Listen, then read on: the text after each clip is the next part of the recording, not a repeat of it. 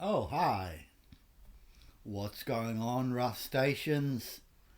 This is Matt from Spark Reactor, and today we're going to be examining my cargo configuration for cross-compiling a virtual reality app for the MetaQuest line of devices, built on top of Android using Rust and the Hotham graphics library. The considerations that we'll be making in this video will also apply to compiling other types of Android applications, with some slight adaptations depending on the version of the NDK and the NDK libraries that you are using in your Rust application. Before we get too much further into the content, if you enjoy this type of content, go ahead and smash that like button and subscribe to the channel so that you don't miss any further content like this. So let's get started by considering the very bare bones of what we're going to need in order to create our cargo configuration. And we're going to start by discussing what an APK is. And many people will know an APK as this file that you install using SideQuest or some other application such as ADB on your headset in order to use third-party applications. And in reality, all it is a glorified zip file. Let's have a look at this in action.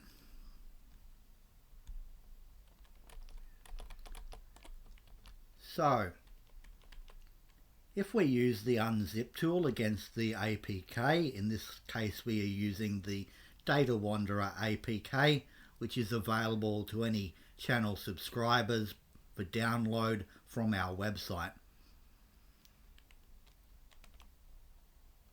You'll see here that this parses correctly as a zip file, and inside the zip file are a number of different files, including right at the end here our key signing files and files that are needed in order to actually determine the APK's authorship. Up above that you'll see that we have our shared libraries, including the program itself as well as its supporting OpenXR libraries. And then finally we have resources and assets. Incidentally, you'll be able to see these same files using the apkanalyzer command, specifically if you use apkanalyzer with the files list subcommand. Once the content pops up here, you'll see those exact same key signing files, the same shared libraries, and the same resources and assets, with the manifest located at the very end of the file list. So this is fairly straightforward here, and we're going to be discussing how these files that you see here relate to the cargo configuration that we're using to compile the app. So let's start by having a look at that cargo configuration, and we're going to go right to the top of the file here. The very first thing I need to point out here is that we are using a crate type of cdylib, which is a shared library. This is the way that an Android application is represented, is as a shared library included within an APK file with an entry point denoted by the symbols that are contained within that library. You'll see we also have a binary here that we link. This binary ends up being entirely inconsequential to the grand scheme of things, because it is the specific entry point to the application located within that shared library, which gets called by the Android system when it is instantiating your native activity on the device.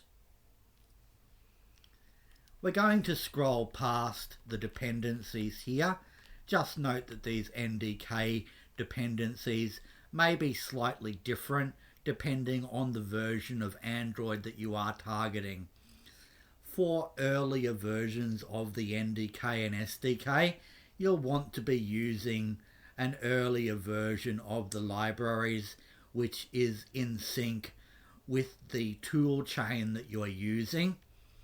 Specifically, you are going to find that if you are targeting the later versions of the NDK and SDK, you're going to want a later version of the NDK libraries.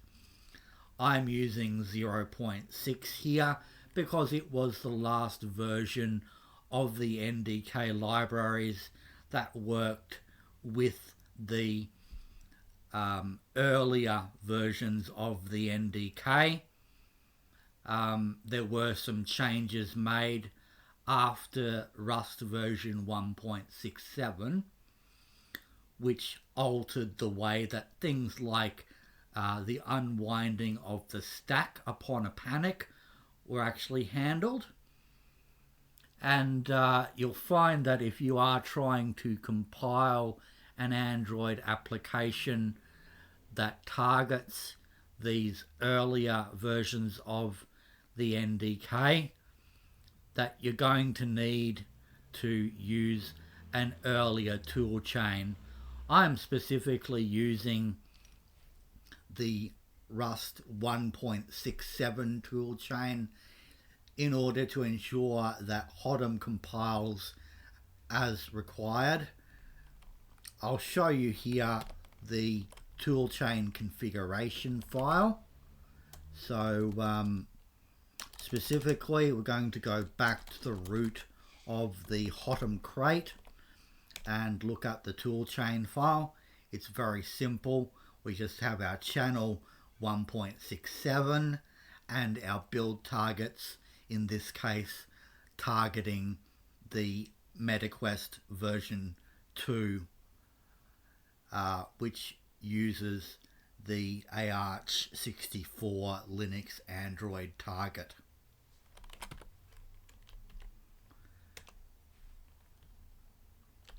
Moving on here, one of the most important sections of your TOML file is going to be the various package metadata pieces that you include within the TOML file. Some of these things are pretty self-explanatory. You'll see we have the label for the APK, and we have a common lib folder, which is for the runtime libraries that get packed into the APK.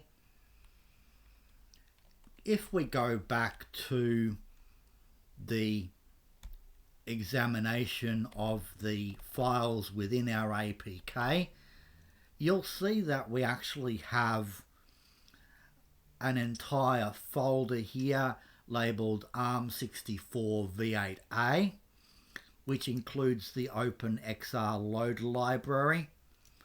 You can actually include different libraries for different target architectures that this APK is designed to run on, and in the same way your target APK is going to contain subfolders for each of the different target architectures that your app is capable of running on.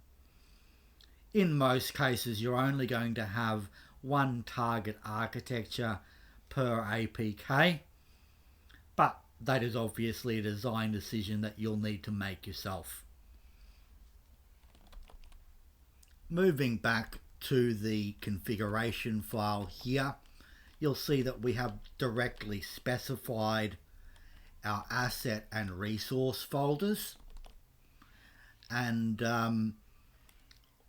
I recommend that you include a resource folder if for no other reason than to ensure that you are specifying an icon for your application. In order to actually run your application, you don't actually need any files in the resource folder.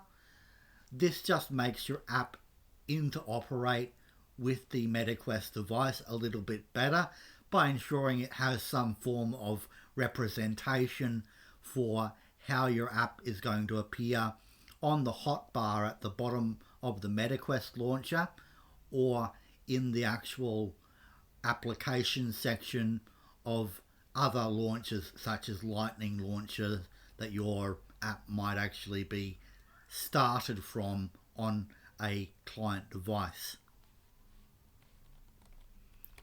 So what kind of files do we actually need within the asset and resource folders? Well, assets don't actually have any fixed directory hierarchy, and you can arrange the files within your asset folder according to whatever application logic that your app uses. There's no requirements that you're going to need to adhere to in order to ensure that the assets are loaded properly. Just ensure that when you reference them, when you instantiate the asset manager, that you are pointing at the correct file location within the asset folder themselves. In contrast to that, resources within your resource folder are going to typically be organized into folders based on your target SDK and other factors like your locale that the customer is running your application on, and things such as the screen resolution. So that might include screen resolutions like medium or high DPI, or configurations for all systems under configurations such as any DPI or no DPI. And again, the most important thing to include in your resources for your VR app is going to be the application icon. You can consider other things like locale specific translations of your app title if that's relevant to your use case, but in the great majority of cases, you're not going to need to consider things like that. Let's have a look now at the package metadata that you're going to need within your cargo configuration. Package metadata is critical to ensuring that your app works as expected on the device, and it includes things such as the Android permissions that your app is going to need in order to operate. It's going to include other things such as hardware specific features. For example, you might need hand tracking if you're using hand tracking on one of the later Oculus devices. You might need head tracking. In fact, this is one of the more common hardware features that you might need to support.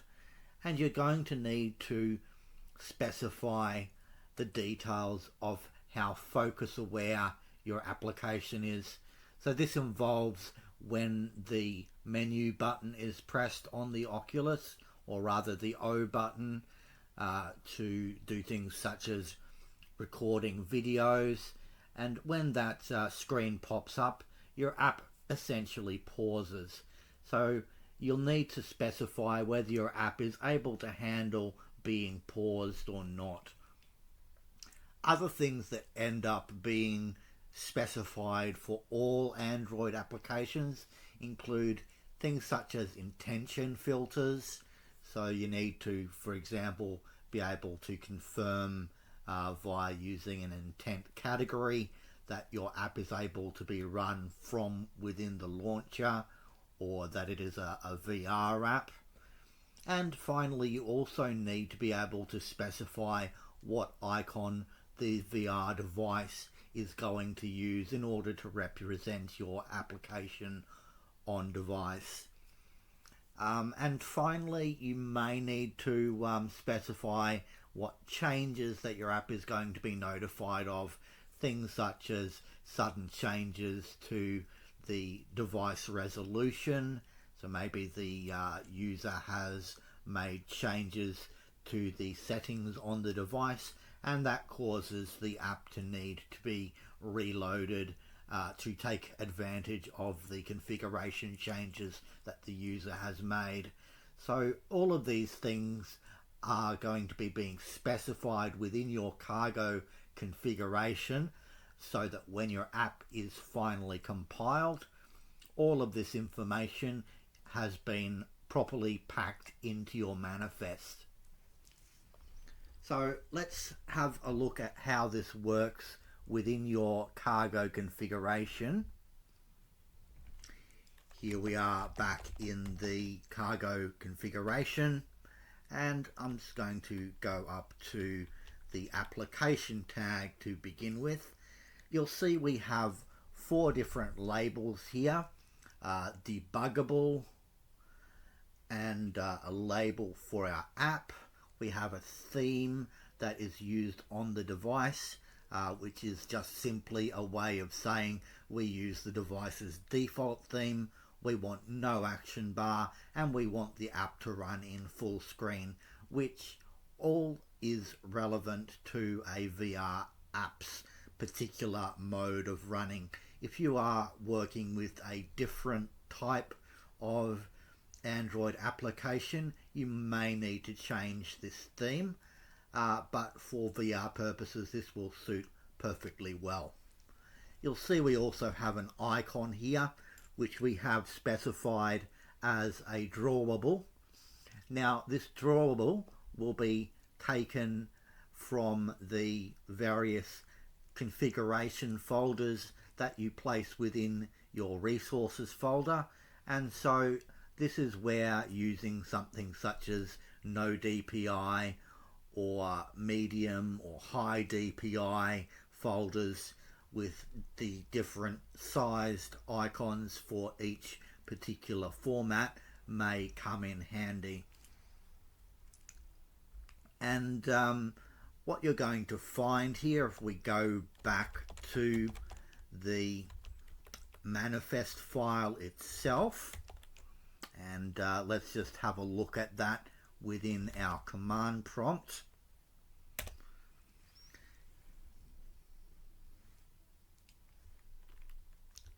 So here we are in our manifest file, just waiting for the data to load. And you'll see here that we have 5 different labels or sort of sub-themes here within the application tag, all of which correspond to the options that we specified in the cargo configuration. We have a theme which has been translated from its human readable format into a resource. We have a label indicating the title of the app, which is exactly the same as the human readable version in the cargo configuration. We have an icon, and you'll note there that the drawable has been translated into a specific reference to a particular resource. And finally, you'll see that debuggable still retains its human readable format of true.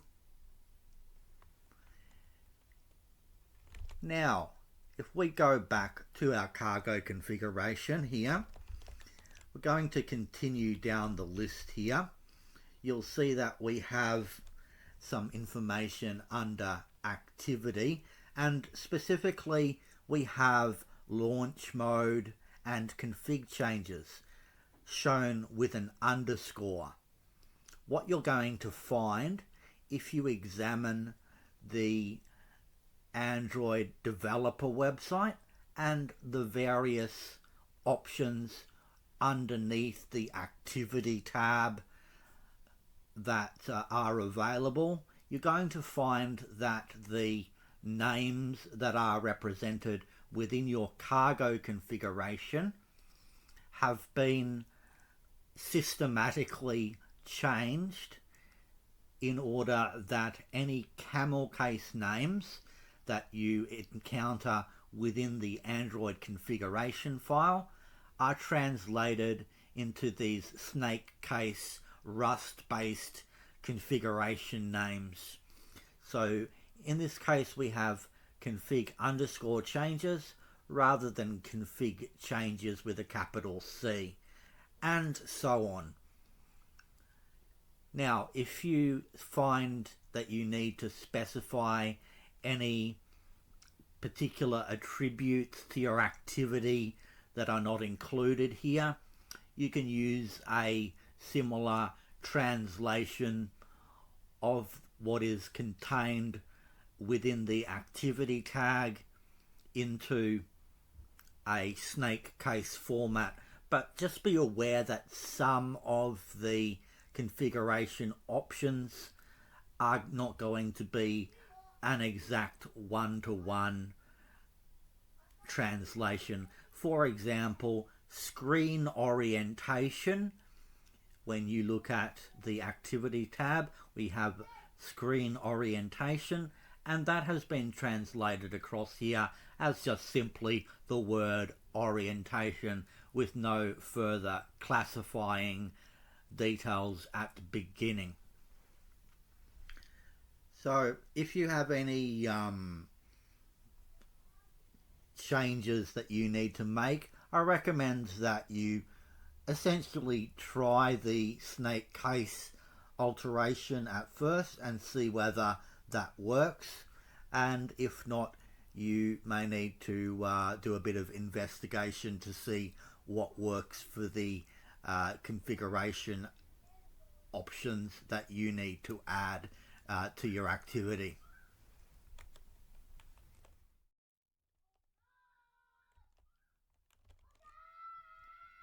And just to demonstrate this one more time, going back to our command prompt.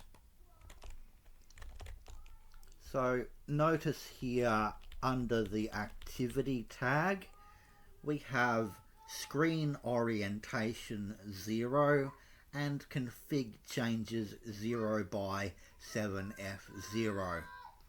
And we have the name of the native activity, which was not present in the actual metadata.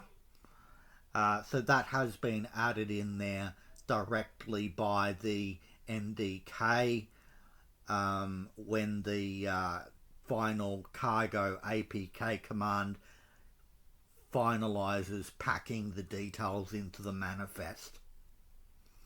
And you'll notice here under this activity tab that the config changes and screen orientation and launch mode have all been translated into their machine readable format. So whereas if we take a look at our configuration again, you can see that we have screen size, screen layout, orientation, and so on. These have been translated into their relevant bit flags in the final configuration file.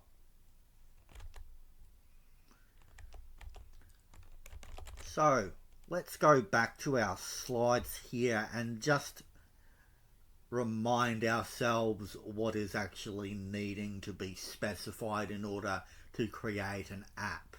So we've gone over here things such as our configuration changes that need to be notified. That's down the bottom. And you'll also see that we have specified hardware specific features. And now let's look at all of these other things such as intention filters. Back in our configuration file here, you'll see that as we go down, here we have all of our permissions. So these are also a type of package metadata, but they are a very specific type of package metadata. So where you see android.permission.internet as the name, if we go back to our metadata within the manifest file, just quickly here, you'll see users permission android name equals android.permission.internet. So this has been translated not into specifically package metadata, but into the user's permission tag, which has a scope of package.metadata.android right above the application tag itself.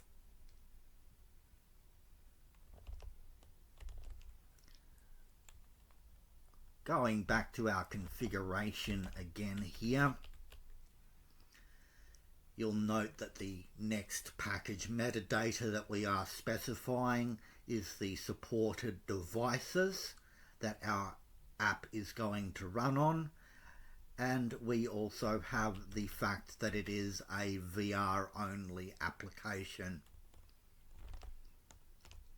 Going back to our manifest within the command prompt, you'll see here the metadata in this case has actually been specified as metadata under the scoping of the application tag, and this is where it needs to go in order to relate the fact that this is a VR only app to the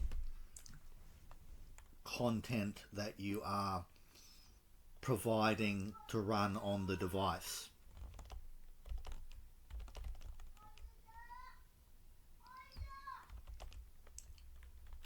If we continue on here, the intent filters are also specified with a starting tag of package.metadata.android.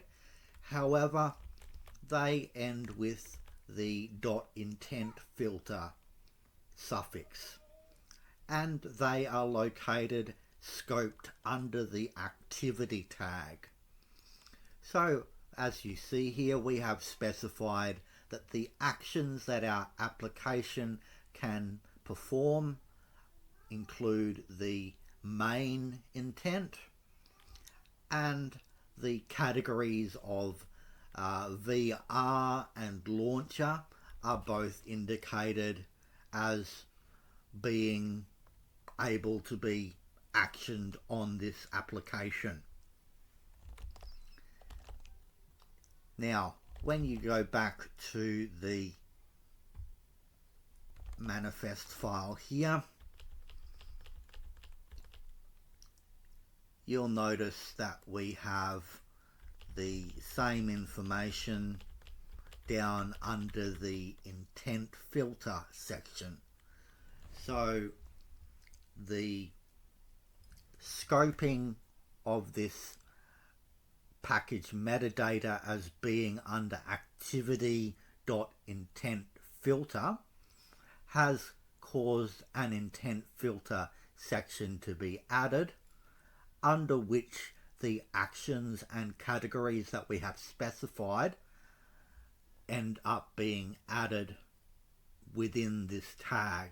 So you'll see that there is a consistent structure that is being followed within the actual application configuration file itself. And if we now just go back to that in order to finish identifying the remaining tags here. Here we have our fact that the app is focus aware as being specific to the activity. So we are saying that the main application activity is focus aware, and we are specifying that this main activity has an icon which is equivalent to that same drawable that we specified earlier. And finally, down at the bottom of the configuration file here, we have the features that the application uses. And you'll notice here that we have package.metadata, we have Android, which is the root of the actual manifest itself, and then we have users feature as the subsection of the manifest file that we are dealing with. Again, very consistent with the formatting there, and you should be able to use this in a very predictable manner.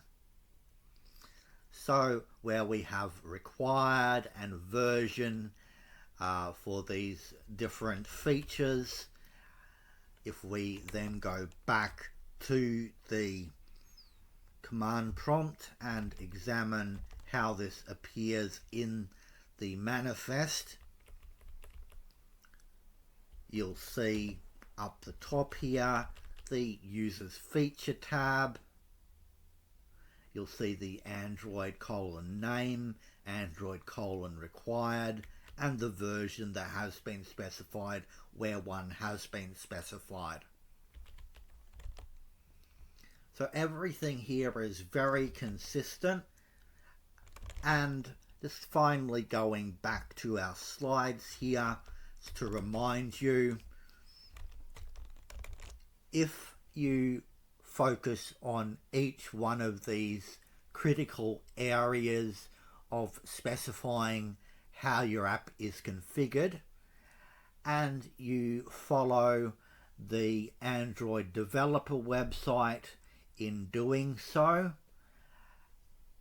and finally if you use the package.metadata sections in that consistent way that we have demonstrated to you, you will end up with a valid and working configuration for your cargo build, for your cargo APK. And then the remaining features that you are going to need to deal with is figuring out how to build your app. So the last aspect that we need to deal with when building an app is signing your package. And this is just simply a matter of generating a key store, and there are many options available on the internet that go into how to use the key tool, command line tool, in order to generate a key store. You're going to need to specify the password for your signing under the package.metadata.android.signing.release section. Just going back to our content here within the configuration file, if we go right down to the bottom, you'll see I've removed the password, obviously for security reasons, and underneath this particular metadata section, you're just specifying a path to your key store which you're using to sign the app, and a password for access to that protected key store file.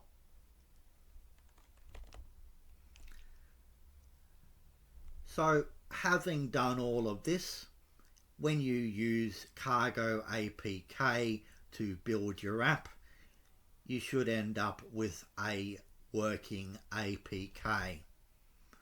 And just sort of going over the information again one last time here, there are a couple of things to remember once you have this working application. So you will have compiled your application as a shared library. That shared library will have had the entry point to the application specified using a compilation directive, which I'll show you in a moment. The Android device then calls that initialization code through the shared library contained within your APK, and then Bob's your uncle, you have a application running on your MetaQuest device. I'm now going to show you how this looks in practice. Going back to our project, it's going to open up our lib.rs. So every shared library that you compile within Rust has a lib.rs. We have our real main function here. And if we scroll up in the source code, you'll see that I have this pub fn main, which is entered into the compiled version of the program based on the target operating system that is being compiled for. And we have this definition here of ndk glue :main. We've specified in this case we want backtrace on, and this main function simply calls the real main function that we saw before and then exits the program. Down in real main is where the bulk of your application is going to be. So our next video is going to cover how this real main function is put together in order to create a virtual reality application in Hotham. But for now, this covers all of the details of the cargo configuration and other subtleties that are required in order to build a virtual reality app via cross-compilation on a Windows platform. There are a few other minor points that we may cover shortly involving the environment variables such as your path, but for now this has covered pretty much everything that you are going to need to know about cargo configuration. Also, just as a additional sort of bonus tip here, I want to show you how you can examine other APKs that you may have installed on your system in order to perhaps, for example, get some ideas on how to configure and work with your resources properly. And the way that you're going to be doing this is using the good old side quest. If we go across to side quest here, I'm just going to quickly go up to the top here. You'll see we have our various icons and options that we can work with, and you're going to find that you have a section called currently installed applications. As you can see here, we are with our Oculus loaded, and if we go to the currently installed apps section, I've turned hide system apps off so that we can see the entirety of the device.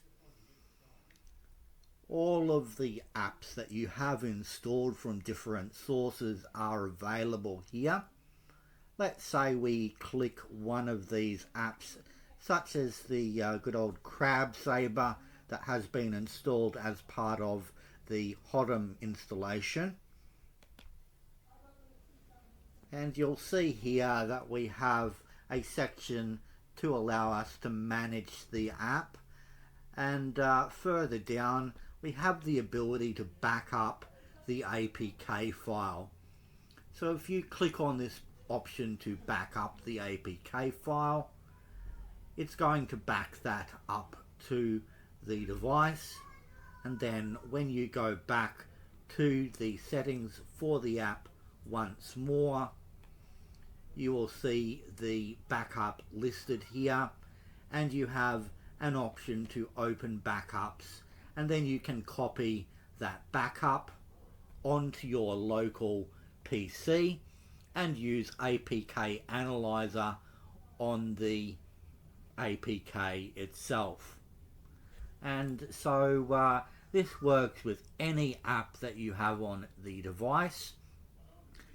Obviously, if you are going to examine the content of an APK, I recommend that you are aware of any legal implications of doing so. Some apps may have stipulations around reverse engineering and other such things. So I'm not a lawyer.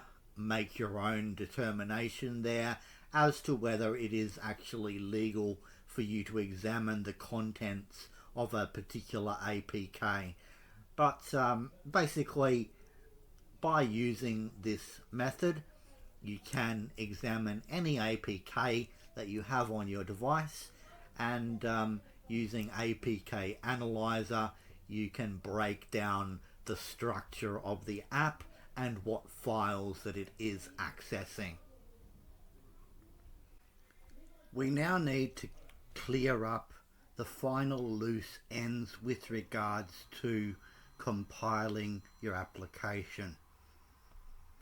And the main things that you are going to need to bear in mind on a Windows system is that you are going to need to have all of your compilation tools located and residing within your existing path.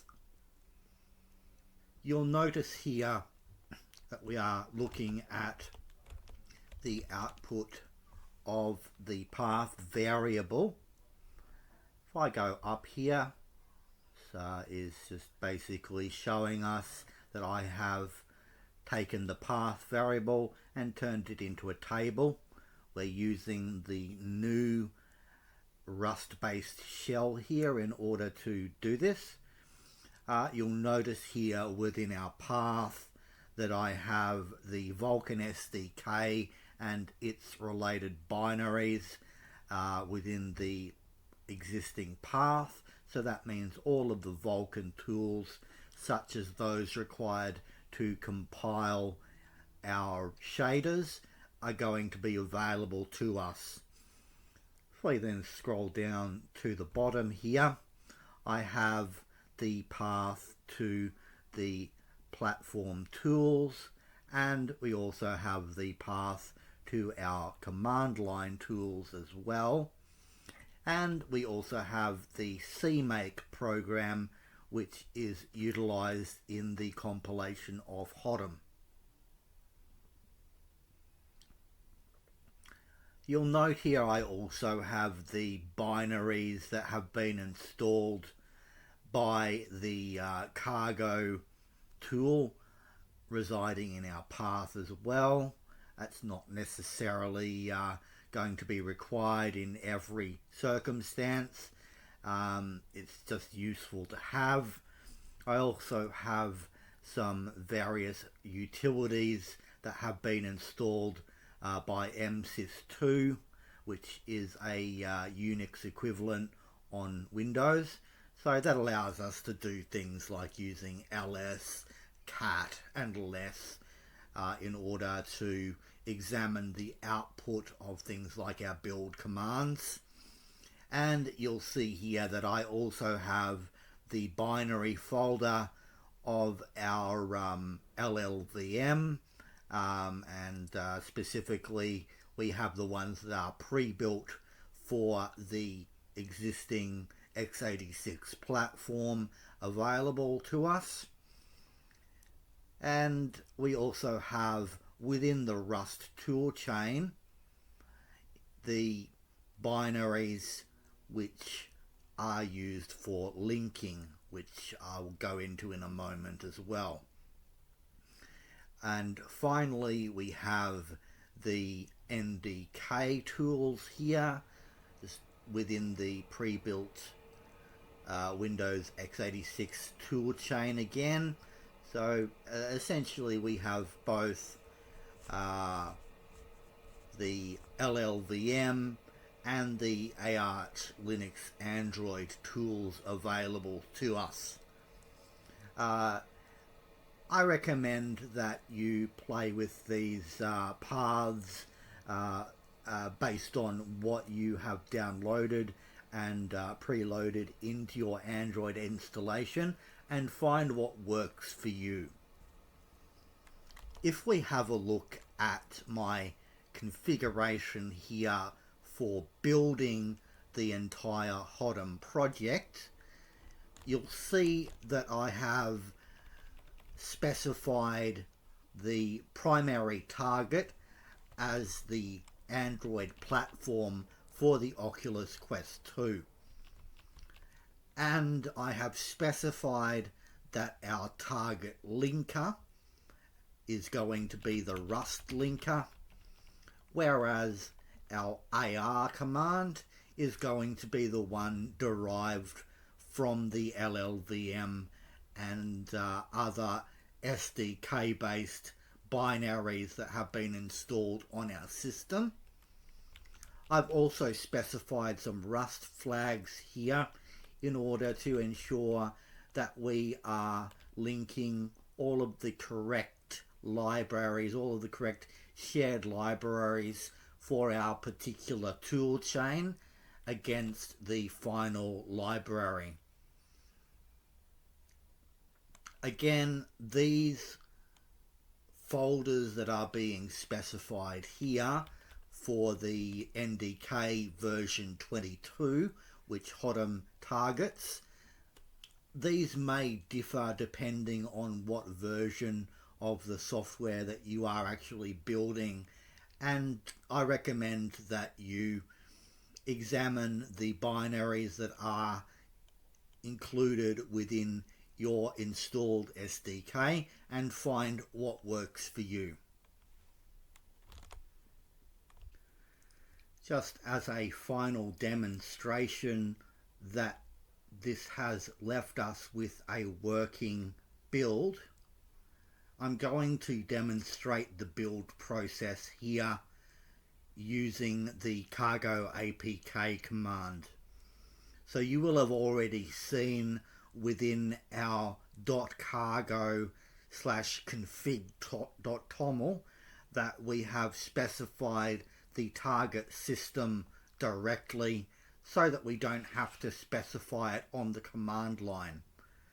So now if we go ahead and simply type cargo APK, and you'll see that I have this command already pre-saved here in my history.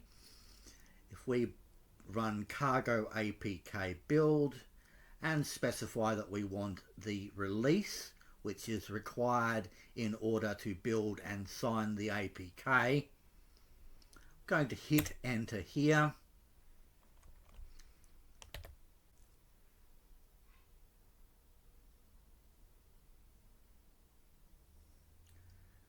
So as you can see, the build has been successful, and cargo APK is now packing the contents of that runtime libraries folder and all of our assets and resources into the final APK. And it has signed it using that key store successfully.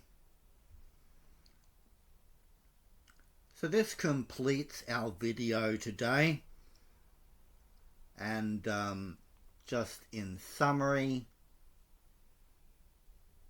here's what we've covered.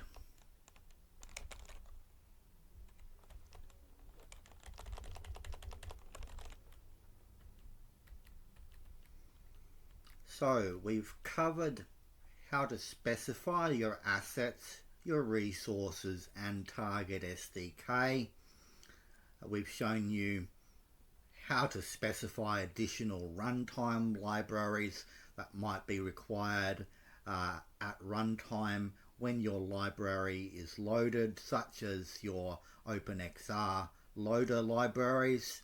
And we have specified here how you can work with package metadata in order to ensure that your app works as expected. And we've also given a basic overview of how the native development kit works in conjunction with Rust. So I hope this video has been useful to you, and if you want to help support the work of this channel, I'm going to leave a link down below which you can go to in order to subscribe, and you will receive access to the Data Wanderer app, which is for data analysts and small business owners in order to visually work within your data in 3D, which is quite an experience, and it's extremely useful. In the next video we will get into the more of a deep dive on how to actually work with the Hotham graphics library, and we'll start to get into the nitty-gritty of how I actually developed the windowing system that is used within the Data Wanderer app. So I hope you've enjoyed the video, and for now, this is Matt from Spark Reactor saying thanks for watching.